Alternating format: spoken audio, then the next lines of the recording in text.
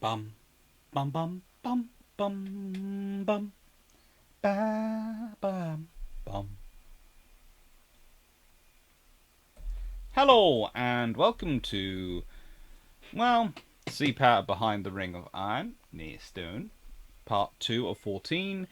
Edward the First lived 1239 to 1307, reigned 1272 to 1307. So, when he became king, he was 33 years old.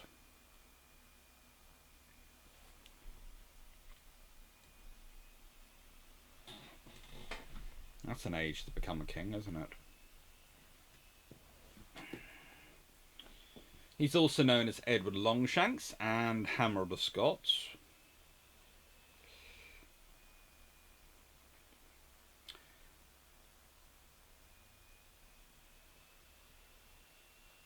And he has a fairly hard life.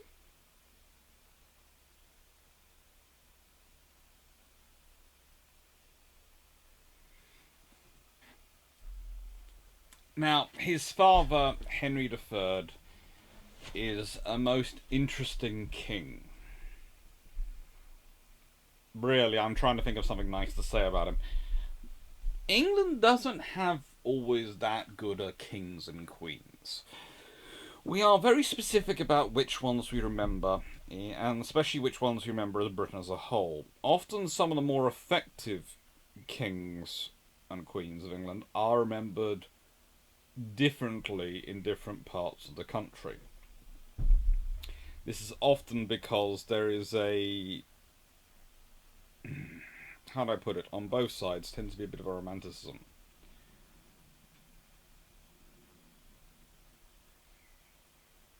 The problem for Edward I is he abhors, absolutely hates a power vacuum and feuding and fighting. He hates it. His father's reign is constant political intrigues. His father is, I could say weak, but just ineffective and ineffectual on many occasions. At times, at one point, Edward actually sides with the barons against his father because he considers his father so ineffective, and puts on the provisions of Oxford. However,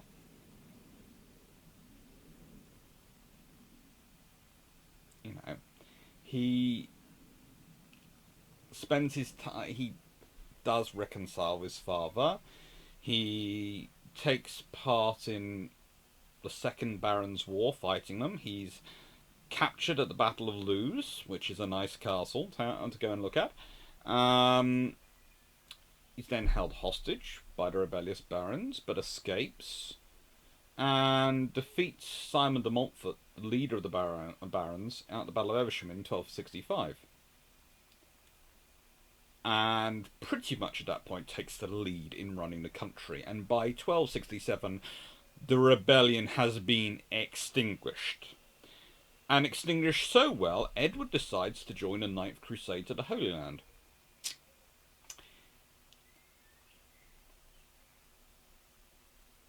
Which is always nice. His father dies in 1272. He is informed he's now king, but he doesn't hurry home and returns home in 1274 because, again, he had managed to make England that secure. People didn't mind fighting his father. Henry III was not someone you really worried about as a king, especially by the end of his throne. He wasn't really the most powerful, or he didn't, how do I put this? His rule tended to be decided by whichever was his favourite or the most powerful lord at the time.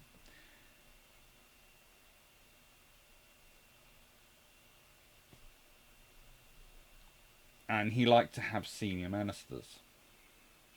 He was known for his piety, and he liked to have lovely ceremonies and all sort of. He was a very, very obsessed with Edward the Confessor. Of course, the sort of previous British monarch who'd been very religious, who of course had, well, let's be honest, Edward the Confessor and his failure to really confirm his successor was what led to the Norman conquest. Because it wouldn't have had to be a conquest if William had been confirmed, as apparently he wanted, as his successor. So if William had been fully confirmed, William would have been able to turn up. But Edward hadn't been a strong king, so again, overmighty subjects had managed to usurp him, which leads to the Norman conquest. Otherwise, the Norman conquest could have been very different. It could have been, new king arrives. Hello, you're new king. These are our laws. You have come in peacefully. You have to follow our rules. When you come in by conquest with large army, you get to decide the rules. Because you win by conquest. What was supposed to be yours, but you've won it by conquest. That's the feudal ages. When you get invited in, you have to abide by the rules. You want to avoid a conquest? You invite them in. That's the theory anyway. I wouldn't like to try that on intergalactic sort of levels. It's the feudal period.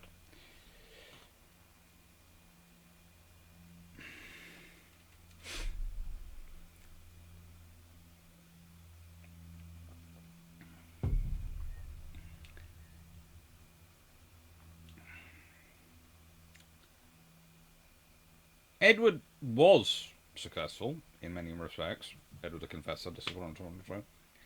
And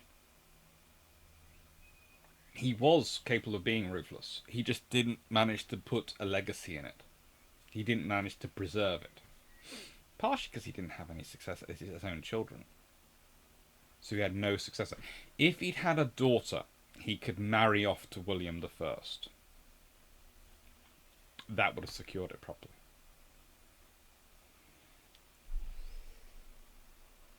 But he doesn't really have anything he can do to secure it. And Henry III is, well, Henry III had needed to actually get King Louis the Ninth of France to support him.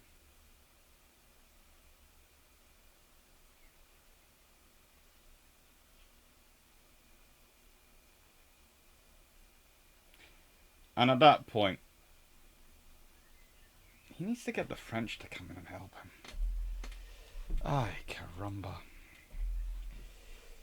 So, mother is Eleanor of Provence. Now, Eleanor is special.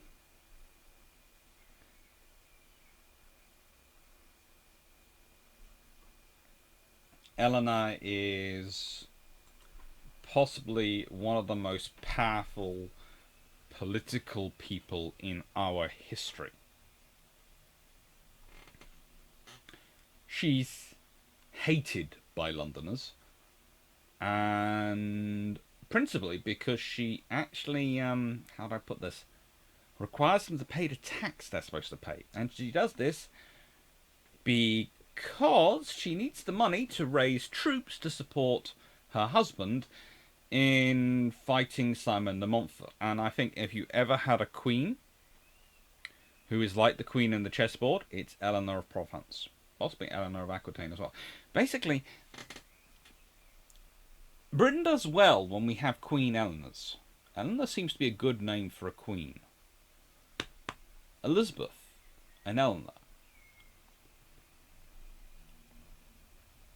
I'm noticing some similarities going on here.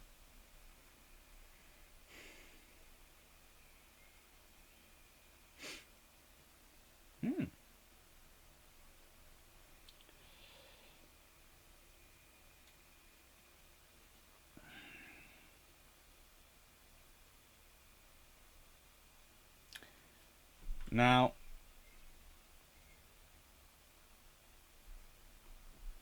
she's a powerful lady. She's an important lady. But she's also a very educated lady. And she comes from, well, Provence, but also she knows the Savoy area, and her relatives are often known as the Savoyards because they're given influential positions in the government. Because again, she can trust them.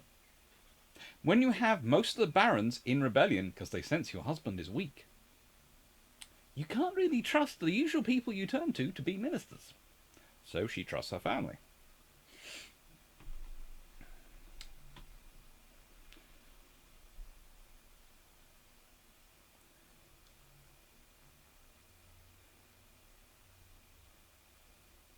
When she arrives in England to marry the king,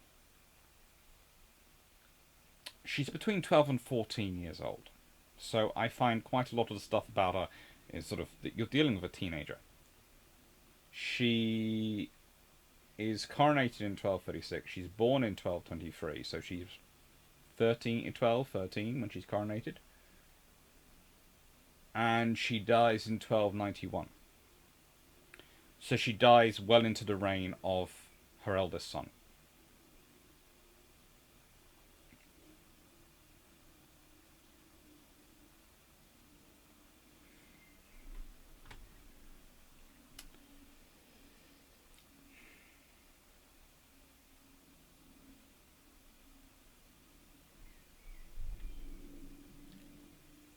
One other interesting fact about Eleanor is the site of her grave is unknown. She dies in a priory, Amesbury Priory. Two of her granddaughters, Mary Woodstock and Eleanor Brittany, were already nuns there. They'd entered the priory at the age of 7. It's a good place for royal women to go and be put for safety, because you have to remember this is the period when in England and Wales and the history at this point, a woman could be forced into marriage. She could be abducted and forced to marry. There were many attempts on noble women. There are many attempted kidnappings. Because if you force them to marry, then you had the connection to the family, but you also you could get money, access to their lands, all sorts of things. Mm.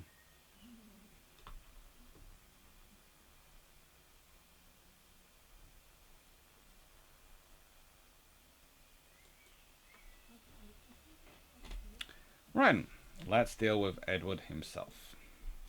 So you have a very interesting painting there of, done much later, of him apparently dealing with the attempted assassin he gets while on crusade in 1272. He almost died before his father did.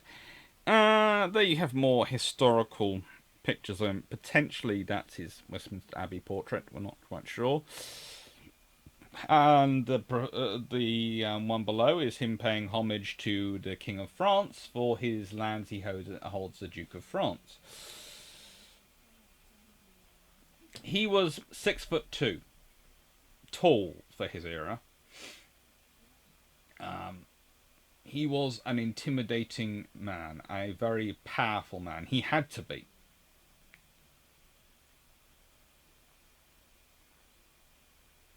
He's also a reformer. Much of his reign is dealt with dealing with royal administration and common law and setting up various points of power in Parliament. Without him, a lot of the modern parliamentary procedures wouldn't have come in place till a lot later. He does this mainly because he needs money for the wars he ends up fighting. I often see him as a sort of attempting to be a Louis XIV. He's attempting, and a Queen Victoria. He's attempting to get power everywhere by marrying everyone and creating a series of interconnected alliances through marriage. Unfortunately, then people keep dying on him. It's terrible.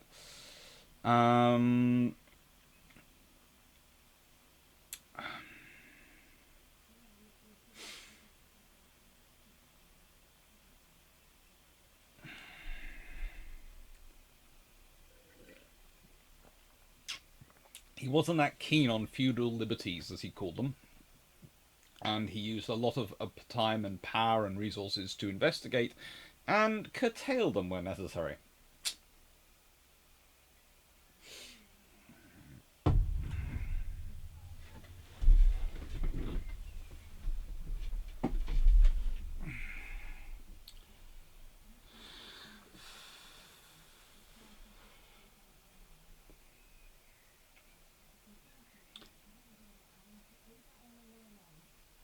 One of the most important things he does is try to offset the power of nobility. And this is where you first get a king really doing this. And this is where it's the beginning of what we consider the modern royal contract in Britain with the people. In that he offsets the power of nobility by establishing Parliament as a permanent institution,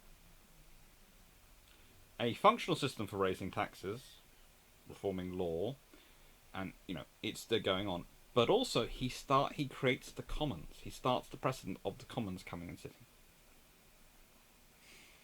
And I'll get more into this later. He does a huge amount of work to reform it.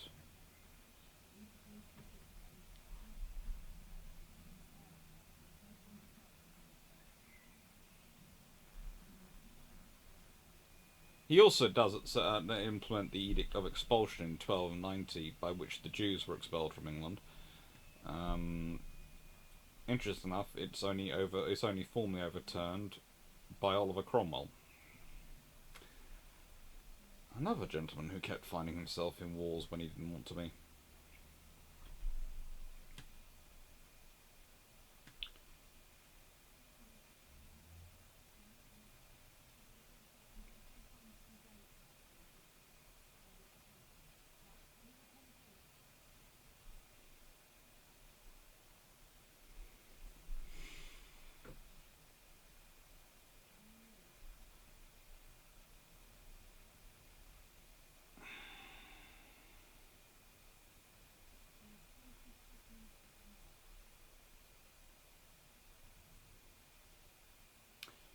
One of the other interesting things about Edward is he is very, very politically astute. And he has to be. He balances the nobles. He offsets them, but he balances them as well. He listens to them as well. So it's the thing of he reduces their ability to complain, but he also reduces their power to do anything when they do complain. Because he raises new people. He creates a whole load of middle class nobility and middle class power, because that's how you offset the upper class, middle class. And any time you start to see problems in a nation, it's usually when one class has far more power, one group has far more power than the other. The wealthy have too much power in relation to the lower classes, because that either causes revolution or it causes the wealthy to start plotting things, it seems. That's just history. We might have grown out of it. You can never know. But you tend to have to watch those sort of things. And that's the worst thing you can do then at that point is start going, right, I'm going to start taxing or crushing sort of people who do well and do manage to get wealthy, because that stops people ambition also. But those people doing that risk, taking a risk doing this, tends to help your nation grow. So the trick is to balance them by helping the people who do quite well become successful and have power. So you balance that by helping everyone else get higher, not by trying to pull them down. Because you pull them down, it creates antagonism and causes you trouble. You help these ones go higher. There are various methods of doing it. What Edward chooses is, in many ways, stability. Trying to keep things stable and trying to give them options for going on other things. The Crusade is a good way for him to strengthen his army and to make a large number of soldiers very loyal to him. Take them away from England, get them used to fighting under his command and following him, so when they come back, he has a core, a kernel of people he can rely upon.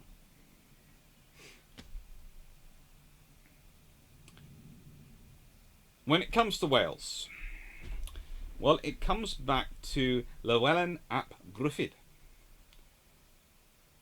who was the Prince of Wales and the great-grandson of Llewyn the Great. No, the grandson of Llewyn the Great.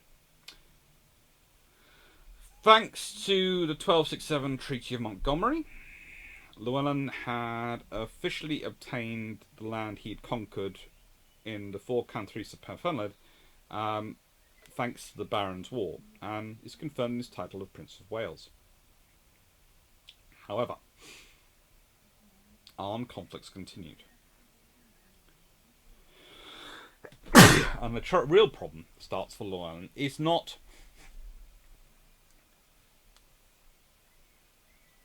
Llewellyn.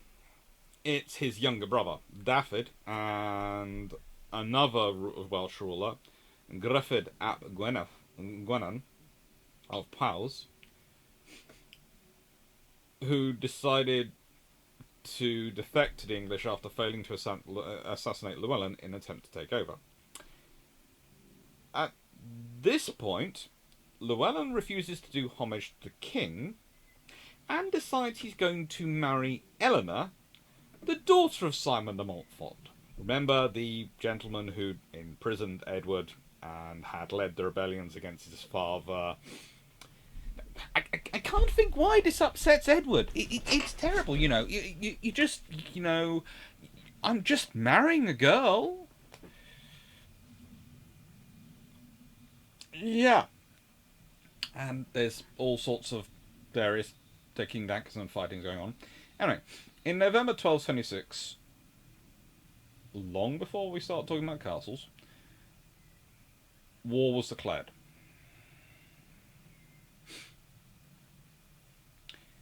And initially,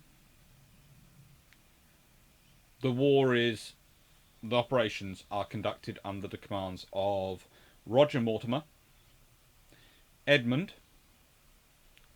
Edward's brother, the Earl of Lancaster, and William de Beauchamp, the 9th Earl of Warwick. The thing is, Llewellyn has managed to divide his own countrymen, as it's called. The Welsh don't really like him that much. In fact, in July 1277, when Edward does invade, he brings in an army of not far off 16,000, of which 9,000 are other Welshmen who don't like Llewellyn.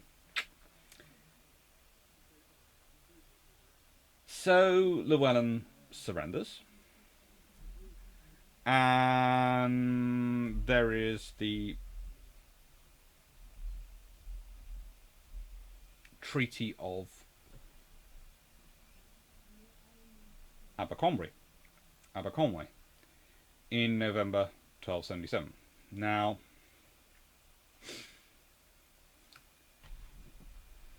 this leaves a large chunk of Wales still under Welsh control. It barely increases the land of the March lordships, as we were talking about earlier. If we go back to... I thought it was one way, and it's actually the other way. This one. This is 1267.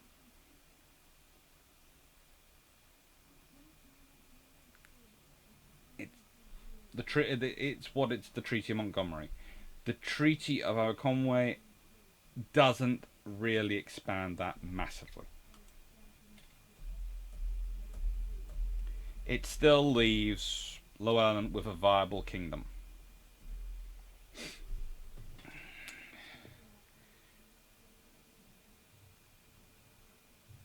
But he's left with only Gwynedd, and is allowed to retain. Llewellyn's left with only Gwynedd, and is allowed to retain the title of Prince of Wales. That's rather nice of Edward. But war breaks out in 1282 again. This is because the lands which are now under English control, Edward's trying to implement English law. He's trying to standardise the law across his country and the areas he controls. Not exactly an unusual thing for a ruler to do, but it is kind of something the Welsh didn't want done. You can understand both sides. Unfortunately, the war starts with a rebellion of Dafydd. Remember that lovely gentleman, Llewellyn's younger brother? Who really starts it because he didn't feel he got rewarded enough by Edward in 1277. He'd supported Edward in 1277, and then he didn't get enough goodies. So he decided he'd go to war again.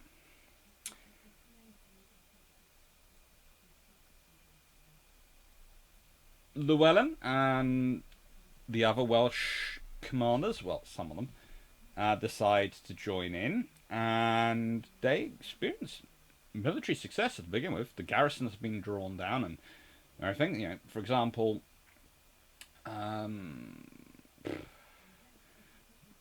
the Earl of Gloucester is defeated.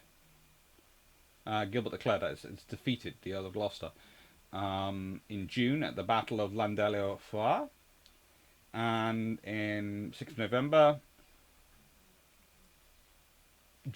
whilst the Archbishop of Canterbury, John Peckham's conducting peace negotiations, Edward's commander on Anglesey, Luke de Tanny, manages to muck up a surprise attack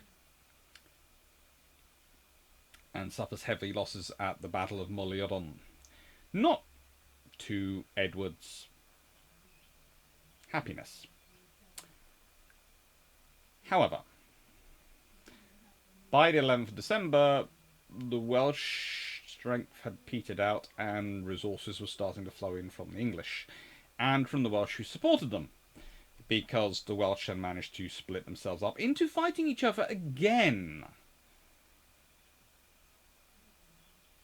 And Llewellyn was lured into a trap and killed at the Battle of Owen Bridge, and Gwynedd was basically completely captured by June 1283 when Dafydd is taken, and when further rebellions occur in 87 to 88 and 94 under the leadership of Madog ap Llewellyn,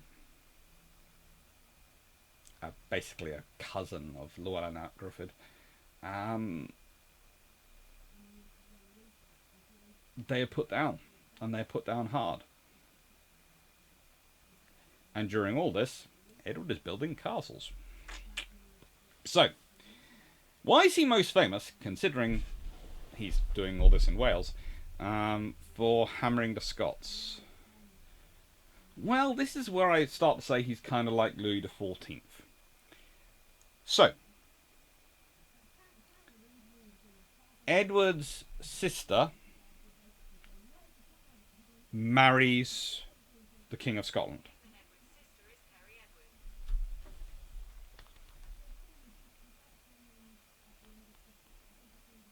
Thank you, Google.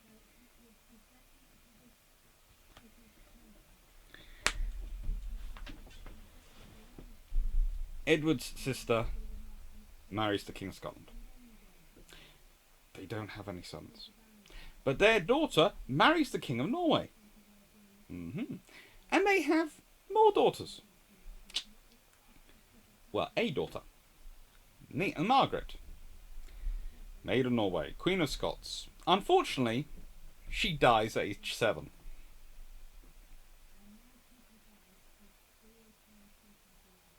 Here the thing is, she was supposed to marry Edward's son, eldest son, Edward, who would be Edward II. I'm not sure who to feel most sorry for, Margaret or Isabella. Margaret, of course, gets out of having to marry Edward, Edward would become Edward II, but that meant Isabella then ended up marrying the guy. One of them I feel sorry for. I feel sorry for both of them, really. But that had been his plan to stabilise Scotland, as had been tried with Wales, into marriage. To stabilise it. Have lands in England. Let us have lands in Scotland. Make things peaceful. Stop crossing my borders and raiding us. I then have to spend money on troops, which I could be spending money on troops in France to beat up the French. You're distracting me from my raison d'etre. Unfortunately, what happens? Well, At this point, there's about 13 potential claimants for the Scottish throne.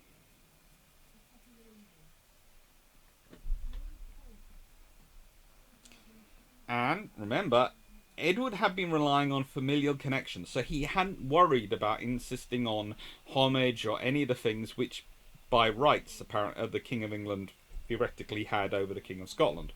They were supposed to come and play homage to them and be and pledge loyalty and pledge not basically to stab them in the back if they're in war with the French. Edward had basically ignored that with Alexander because Alexander was called Alexander, so of course he was amazing. But more importantly, he was his brother-in-law. It was fine.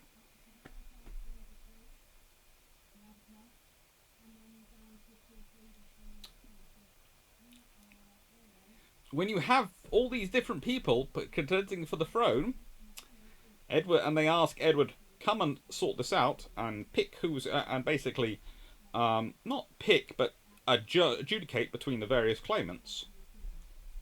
Edward insists, yes, I'll do that, but you have to come and formally recognise these rights because I don't have any relations with these, so I'm going to insist on my rights because that's my security of my northern border. That then causes the Scots to go, well, you didn't insist with Alexander. Well, the reason he didn't insist on Alexander was because of the family relations. But that meant they went, well, now the precedent is broken. We're unequal. Well, then why are you asking me to adjudicate if I'm not the senior king? It gets complicated, and it ends up with basically Edward deciding he has the claim to the throne, which, thanks to intermarriage and all sorts of things, you can sort of make out, but it's very difficult. And it depends on which lines you're going by and all sorts of fun things. And ends up with him going into Scotland and trying a similar thing in Scotland as he basically does in Wales, which is build castles, control, The trouble is, when Scotland happens, he doesn't have as much time as he had in Wales.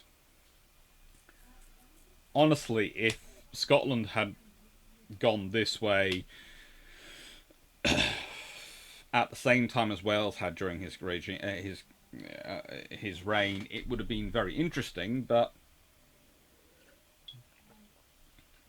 thanks to the acts of things he'd done with Parliament, he probably could have actually done it because, again, we'll expand this. His constitutional change is born. He implements the 100 rolls and subsequent quo warranto proceedings to actually check on whether the nobles are doing what they're supposed to be doing. Are they acting properly with the rights that they're given? Statutes of Westminster of 1275 and 1285 codified existing law in England.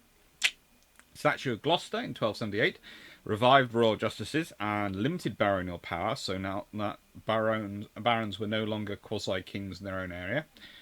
Restated the Magna Carta, reaffirmed the Forest Charter. Now, the Forest Charter is an interesting thing about terms of free land, and basically forest means any enclosed land. Doesn't necessarily mean trees. So don't think of Forest Charter as just referring to forests as in what we might normally think of it now.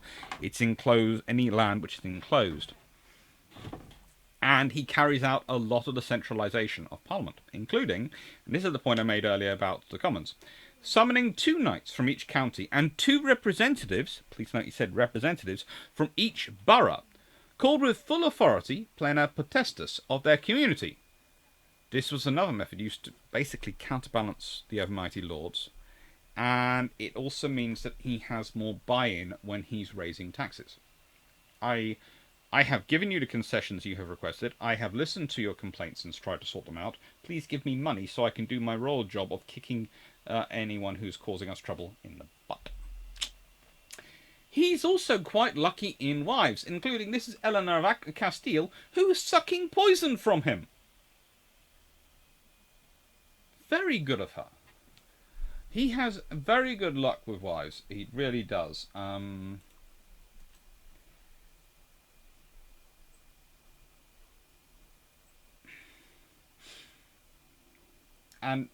as a result, has quite a large amount of issue, as I know, as children. because he has two.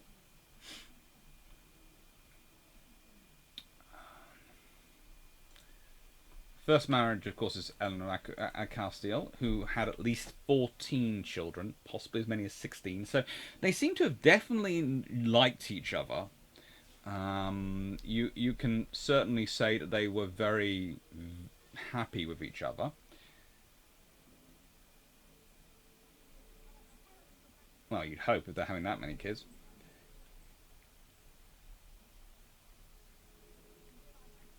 He was there, and then he has a second marriage to Margaret of France, with whom he has another three children. Because, unfortunately, Eleanor, after having 16 kids, dies. His children born by her are Catherine, Joanna, John, who predeceased his dad by quite a long way, dying in 1271, Henry, who died in 1274, Eleanor, who died in 1298, but she'd married Henry III, Count of Bar, Juliana, who died in September 1271, basically born and died while Edward and Eleanor were on crusade in Acre. Joan of Acre, who married first Gilbert de Clare, the 6th Earl of Hertford, and in 1297 Ralph de Montfermeil. And she'd have 4 children by Clare and 4 by Montfermeil. Alfonso, Earl of Chester, who died in 1284, predeceasing his father.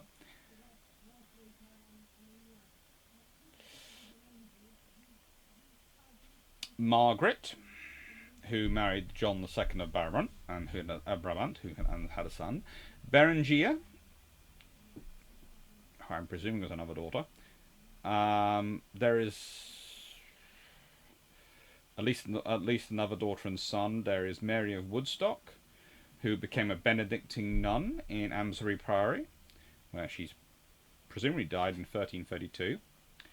Elizabeth of Rhuddlan, who married John I, Count of Holland first, and then Humphrey de Bohun, 4th Earl of Hereford. Whilst the first marriage was childless, with Bohun she managed to have 10 children, so again I'm presuming one she liked and one she didn't. And Edward II, who was born in 1284, so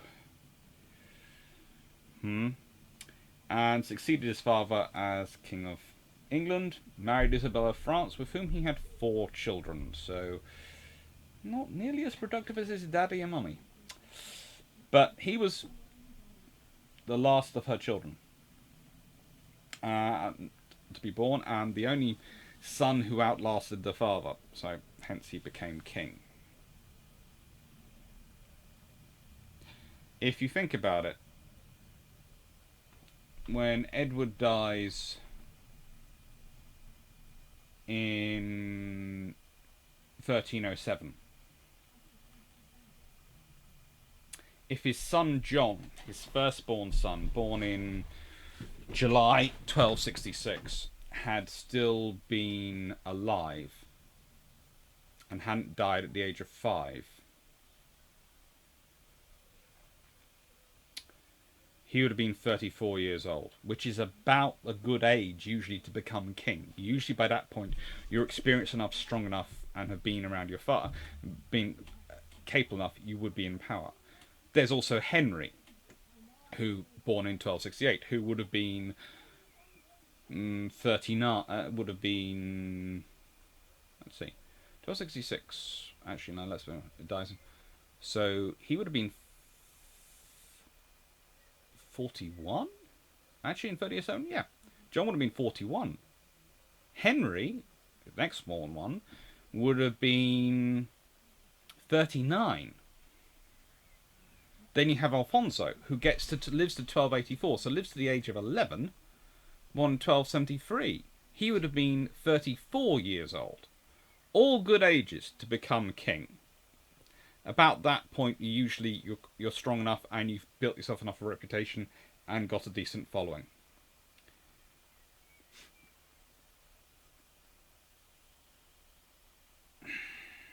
The next son, born in 1280, 1281, we're not sure about his name, presumably dies shortly after childbirth. Little evidence exists for this child apparently, but we're not. It may not be there. Again, would have been 26, 27, so stronger. Edward II is born in 1284. He becomes king in 1307, 23 years old.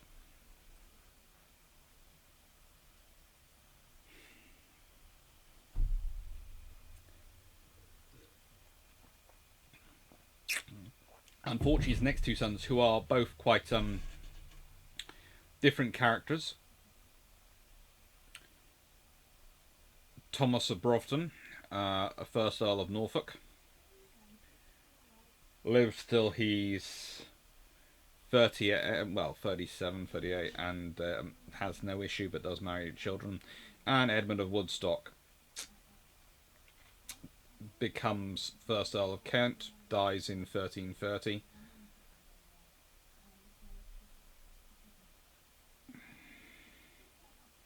Interesting enough, both of them outlived their elder brother, Edward II. Can't think why.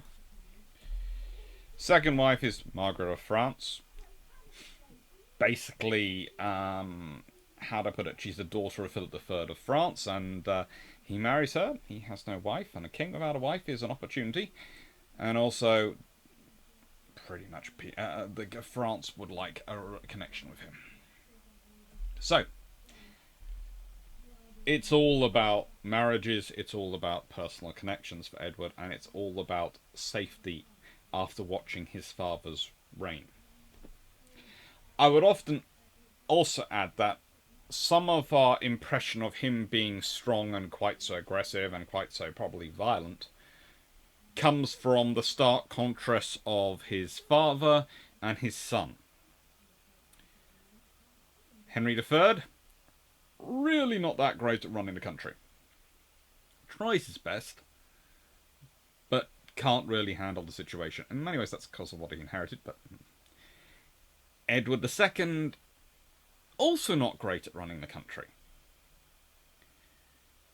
He's 23 years old when he becomes king, and he's not really suited to the job. It's like his father, his grandfather, Henry III, obsessed with favourites and letting them run things. And, oh, but Piers Gaveston is so smart, he knows I will support him and all these things. And no, when you're a king, the buck stops with you and you don't have a favourite. You have to spread your love around.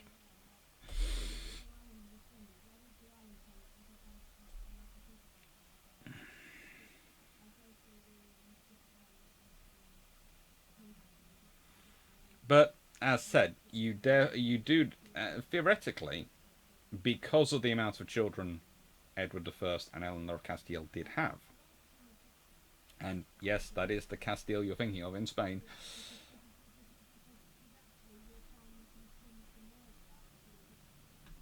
Well, and affirming English sovereignty over Gascony.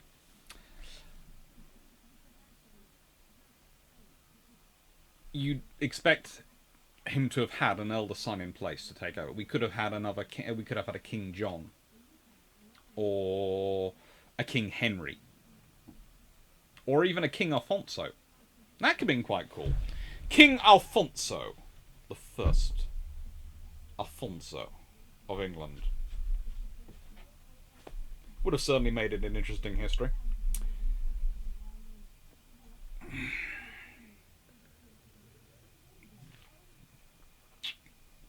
And honestly, they would have all been a far more... Alfonso would have been 34 when he became king. That would have been a good... They would have been in their 30s, 40s when they became kings. Honestly, You think about it, with the wars he's fighting, with sons of that age, he would have had they would have had plenty of chances to equip themselves and get experience in the feudal system. But no. So, what am I trying to say? Edward I is really obsessed with two things: security and stability, because he knows he gets security from stability. And he knows that if he has stability, that gives him security. So that's why he's obsessed with castles. Alright, what else have we got coming up? Much the same as last time. We've got Robert Calder on the 13th of July, and we've got 24th of July to 31st of July, patron-inspired Old Richard, Churchill's initiative by Old Richard, Churchill's initiatives in World War One, crackpot schemes or good ideas badly executed, and then 1st of August, 8th of August, Churchill's initiatives in World War Two.